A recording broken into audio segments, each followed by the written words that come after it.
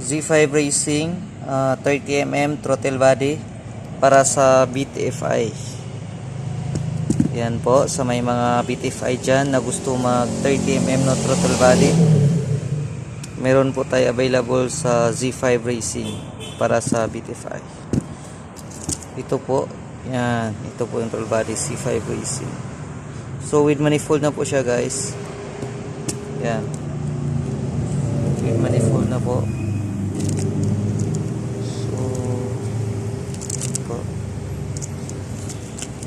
Tested na po ito. Marami nang gumagamit nito. Z5 Racing para sa BTFI. 30mm na throttle body. Ito. With manifold. So ayan po guys. Sa may mga BTFI na gusto mag-upgrade, PM lang po kayo sa Pits Bike Page for more information. Okay po. Please follow and subscribe para updated po kayo palagi sa bago nating mga video.